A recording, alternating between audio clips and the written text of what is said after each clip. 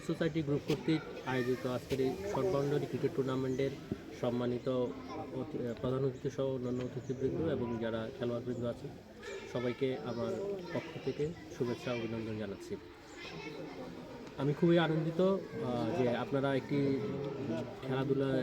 খেলার আয়োজন করেছেন এখানে।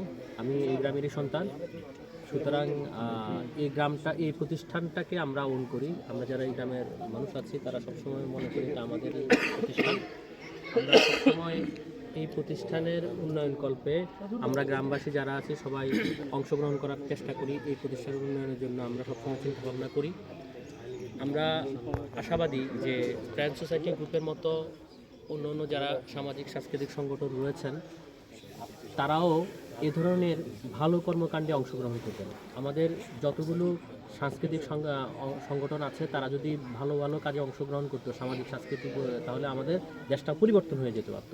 কিন্তু আমাদের দুর্ভাগ্য যে আমরা এ ধরনের কর্মকাণ্ডগুলো থেকে বিরত থাকতেছি। আমরা বিভিন্ন ধরনের যে কাজগুলো গঠনমূলক না সেই কাজগুলোতে জড়িত থাকতেছি। আমি এখানে যারা আছে তাদের প্রতি একটা অনুরোধ যে তোমরা হচ্ছে তরুণ, সবচেয়ে মানুষের মানব জীবনের সবচেয়ে প্রোডাক্টিভ যে সময়টা, এই সময়টা হচ্ছে তোমরা অতিবাহিত করছো।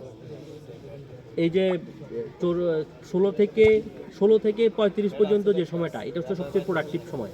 আমরা যারা 40 এজ ক্রস করছি তারা কিন্তু আস্তে আস্তে মাইনাসের দিকে চলে যাচ্ছি। 16 থেকে 35 এই বছরটা হচ্ছে সবচেয়ে প্রোডাক্টিভ। তাহলে তোমাদের উচিত হচ্ছে গঠনমূলক কাজে নিজেকে নিয়োজিত করা। যেমন এই যে খেলাধুলা করছো, এটা তোমাদের শরীরের জন্য ভালো, মনের জন্য ভালো। কিন্তু যদি তুমি মোবাইল টিপো, আমাদের এখনকার সমস্যা হচ্ছে কি, আমরা যারা আমাদের যে জেনারেশনটা আছে আমরা বেশিরভাগ সময় খেলাধুলা করেছি।